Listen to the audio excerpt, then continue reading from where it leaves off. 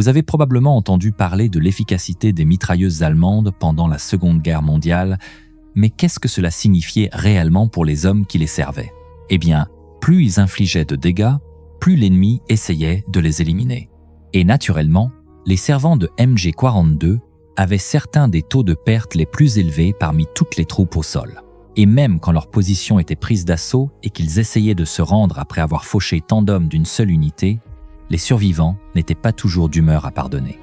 Bon, alors pour que tout ait du sens, parlons d'abord de pourquoi les mitrailleuses allemandes étaient tellement plus meurtrières que tout ce que les Alliés avaient à l'époque, et pourquoi ce n'était pas seulement une question d'armes en elles-mêmes. Les sections d'infanterie allemandes étaient intelligemment construites autour de l'équipe de mitrailleuses, qui était leur principale source de puissance de feu. Une section allemande standard comptait généralement 10 hommes avec une équipe de mitrailleuses de 3 hommes en son cœur. Elle se composait du tireur, de son assistant et d'un porteur de munitions, tous travaillant étroitement autour de l'arme, tirant, rechargeant, changeant les canons et la maintenant en fonctionnement. Ensuite, vous aviez 6 soldats armés de fusils CAR 98 dont le travail était de protéger l'équipe de mitrailleuses, tandis que la mitrailleuse couvrait à son tour ses fusiliers avec un tir automatique lourd. Un officier, armé d'une mitraillette MP40, en partie pour souligner son statut, coordonnait toute la section, dirigeant le tir et s'assurant qu'ils travaillaient ensemble avec d'autres sections. Et le 11e membre de l'équipe était souvent un âne ou un cheval, traînant une charrette pleine de munitions. Parce que, comme vous le savez probablement déjà, les mitrailleuses allemandes n'étaient pas exactement économes en munitions. Pour vous donner un peu de contexte, si vous ne le saviez pas, au début de la Seconde Guerre mondiale, cette mitrailleuse était la MG34, le grand frère assez négligé de la MG42. La MG34 était franchement la meilleure mitrailleuse du monde quand elle est apparue pour la première fois. Elle tirait environ 900 coups par minute, avait un système de changement de canon rapide, était alimentée par bande et pouvait être montée sur un trépied Lafette, dont nous parlerons dans un moment. C'était la mitrailleuse la plus avancée de son époque et elle donnait à ses sections d'élite allemande une puissance de feu sérieuse, mais elle a aussi montré ses problèmes très rapidement. La MG34 était une pièce d'ingénierie délicate et de haute qualité qui nécessitait des pièces d'acier soigneusement usinées, environ 150 hommes de travail par arme et une main-d'œuvre qualifiée pour la construire. Ce type de production n'était tout simplement pas durable une fois que l'Allemagne avait besoin de centaines de milliers de mitrailleuses pour plusieurs fronts.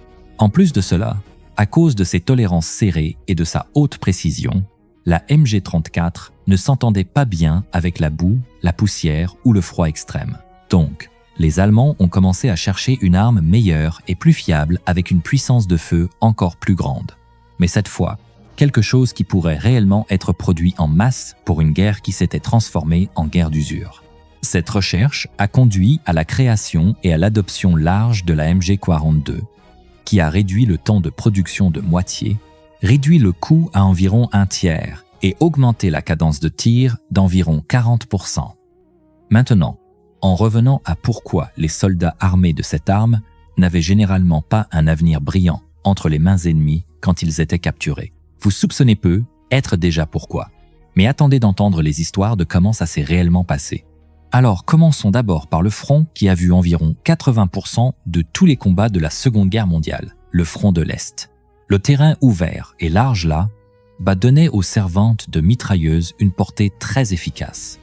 Et au début de la guerre, il n'y avait fondamentalement pas de contre-tactiques appropriées ou de chaîne de commandement fonctionnelle dans l'armée rouge quand les Allemands ont lancé l'opération Barbarossa. Les Allemands traitaient aussi tout le monde horriblement là-bas, des civils aux prisonniers, avec les mitrailleuses étant un outil majeur pour instiller la terreur. Ils n'avaient même pas à essayer très dur pour causer des pertes horrifiques aux forces soviétiques. Et si vous vous êtes déjà demandé pourquoi les soldats soviétiques recevaient l'ordre de charger aveuglément les mitrailleuses, vous devez probablement entendre ceci. Juste avant la guerre, Staline a mené plusieurs purges horrifiques pour éliminer tous ses opposants politiques et s'assurer qu'ils restaient au pouvoir. Mais cela signifiait également que 3 des 5 maréchaux de l'Union soviétique ont été exécutés, 13 des 15 commandants d'armée et environ 35 000 officiers, y compris de nombreux hauts gradés. Donc, Juste avant le plus grand combat de leur histoire, les Soviétiques se sont retrouvés sans environ la moitié de leur corps d'officiers. Beaucoup de ceux qui n'ont pas été exécutés ont été envoyés dans des camps de travail ou ont simplement disparu sans laisser de traces. Puis quand la guerre a commencé, beaucoup d'officiers politiquement loyaux, mais militairement incompétents, ont été promus et poussés à commander une armée à moitié équipée contre des généraux et tacticiens allemands qui étaient tout sauf incompétents et qui étaient armés de certaines des armes les plus modernes de l'époque.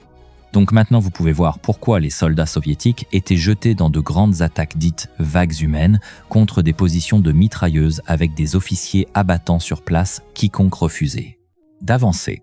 En 1942, les choses étaient si mauvaises que Staline a émis l'infâme ordre pas un pas en arrière, déclarant que toute retraite non autorisée était punissable de mort. C'est allé si loin que des soi-disant détachements de blocage ont été formés, comme pendant la bataille de Stalingrad, pour se tenir à quelques centaines de mètres derrière la ligne de front et ouvrir le feu sur quiconque se déplaçait dans la direction opposée. Des documents déclassifiés ont révélé plus tard qu'environ 140 000 soldats soviétiques ont été détenus ou emprisonnés, et environ 4 000 ont été exécutés juste dans la seconde moitié de 1942. La plupart des autres ont été renvoyés à des unités pénales qui étaient réservées pour des missions où il n'y avait fondamentalement aucune chance de revenir vivant, comme charger un nid de mitrailleuses. Donc les Allemands brûlaient les munitions et surchauffaient leurs canons, permettant aux soldats soviétiques mieux équipés derrière eux d'avancer. Tout cela a été documenté par de nombreux soldats allemands qui étaient choqués par ce qu'ils voyaient. Ils fauchaient les contre-attaques soviétiques encore et encore, écrivant dans leurs journaux à quel point ils étaient confus par ces tactiques. Le résultat pour les soviétiques était presque toujours le même. Mais de temps en temps, ils parvenaient à submerger une position allemande qui était à court de munitions ou avait son arme désactivée. Et après avoir fauché littéralement des milliers de soldats soviétiques, que pensez-vous qu'il se soit passé pour l'équipe de mitrailleuses une fois capturée? Eh bien, vous allez entendre dans un instant pourquoi presque chaque soldat allemand faisait de son mieux pour se rendre aux alliés occidentaux plutôt qu'aux Russes. Cependant, cela n'était pas limité uniquement au front de l'Est, parce que nous avons des exemples similaires où les alliés occidentaux devaient utiliser le même genre de tactique et charger directement sur des nids de mitrailleuses à travers un terrain découvert. Et quel exemple plus horrifique que le jour J? Il y a des récits, certains discrètement étouffés, sur ce qui est arrivé aux servants de mitrailleuses allemands sur la plage d'Omaha une fois leur position finalement submergée. Ces cas ont été éclipsés par l'importance de l'opération elle-même. Et on dit même que les soldats ont été priés de ne pas s'embêter à prendre des prisonniers avant que la mission ne soit accomplie. Des incidents comme ça ont été en grande partie passés sous silence. Alors, regardons d'abord comment les Allemands installaient leur zone de mort avec mitrailleuses et les tactiques qu'ils utilisaient pour extraire le plein potentiel meurtrier de leur arme. Une tactique courante était ce qu'ils appelaient tondre l'herbe, où ils visaient délibérément bas pour toucher les jambes et faire tomber les soldats. Les hommes blessés attireraient alors les médecins et les amis essayant de les aider, ce qui signifiait plus de cibles pour le tireur et plus de pertes pour l'ennemi. Ils utilisaient différents types de ruses comme celle-là, et étonnamment, beaucoup d'entre elles fonctionnaient. Par exemple, une arme pouvait tirer des munitions traçantes hautes, donnant l'impression que les tirs rataient la cible, tandis qu'une autre arme cachée tirait à la hauteur de mise à mort réelle. C'était une tactique simple, mais elle trompait suffisamment de soldats pour les faire tuer, et elle en prenait beaucoup au dépourvu. La MG42 tirait la cartouche Mauser de 8 mm, qui est une munition puissante, la même utilisée par les fusils Kar 98 et bien sûr par la MG34. Mais maintenant, elle tirait à environ 30% de cadence plus élevée que son grand frère, atteignant jusqu'à environ 1500 coups par minute. La cadence de tir seule n'était pas la seule chose derrière son nombre de mises à mort, cependant. D'abord, elle avait un système de changement de canon beaucoup plus efficace qui permettait un tir plus soutenu, même si le canon pouvait surchauffer en quelques secondes seulement. Sur la MG42, le tireur pouvait déverrouiller le canon chaud du côté, ce qui était beaucoup plus rapide que le système de la MG34, où l'arme devait être tournée et le canon tiré de l'arrière. Une équipe de Mi-42 bien entraînée pouvait échanger un canon en moins de 4 secondes et revenir directement au tir. La prochaine caractéristique très importante qui fonctionnait avec la MG-34 et la MG-42 et les rendait si mortels sur tous les fronts était le trépied Lafette. Ce n'était pas un trépied ordinaire, pas du tout. C'était un support spécialisé si intelligemment conçu qu'il pouvait transformer la même mitrailleuse d'une configuration légère en une vraie mitrailleuse lourde.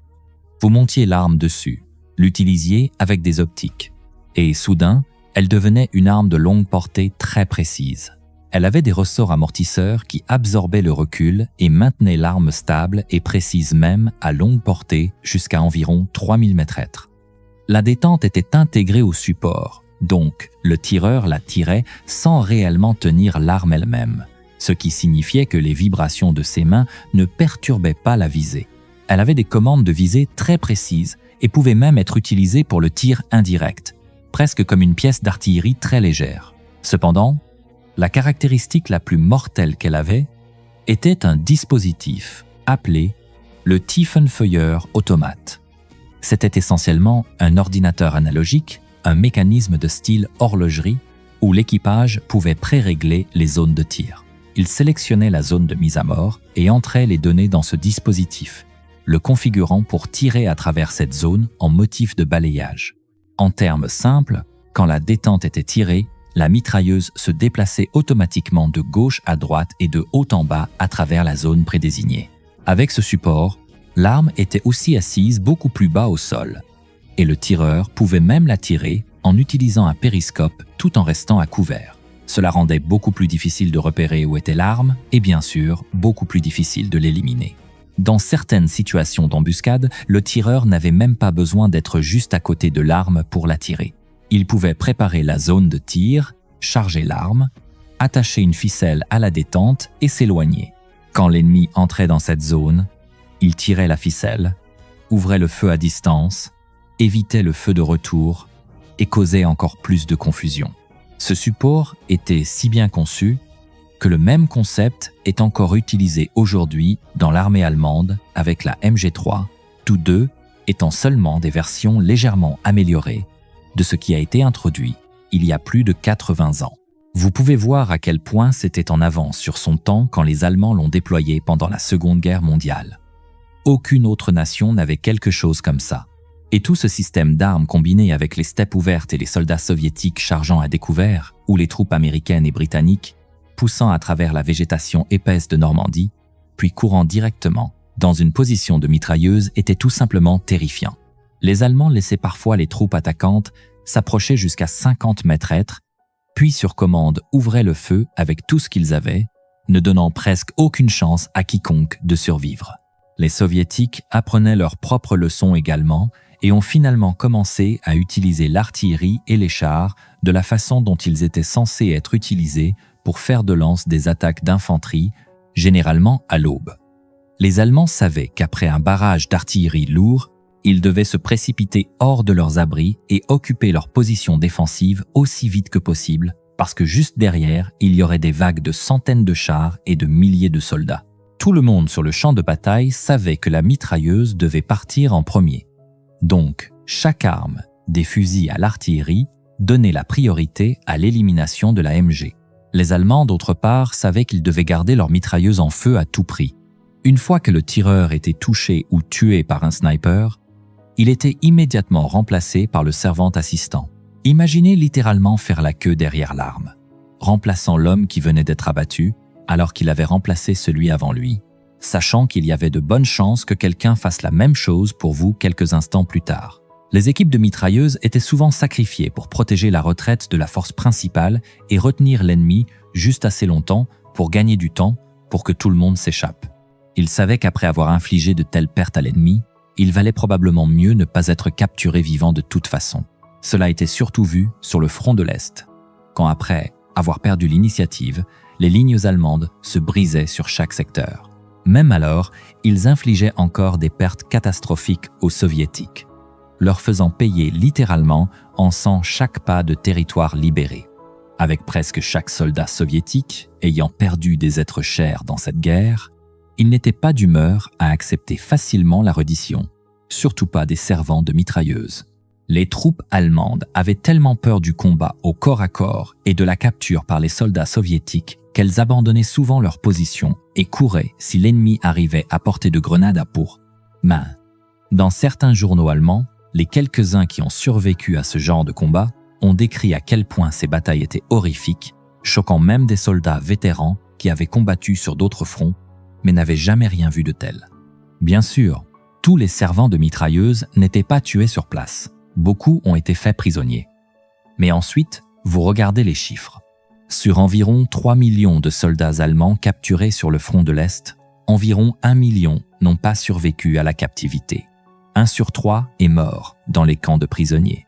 Et les Allemands n'avaient pas mieux traité les prisonniers russes. Des deux côtés, ils étaient généralement travaillés et affamés à mort. Le dernier lot de prisonniers de guerre allemands a été libéré et renvoyé en Allemagne en 1956 ans complet après la fin de la guerre, tandis que des centaines de milliers d'autres n'ont jamais revu leur patrie.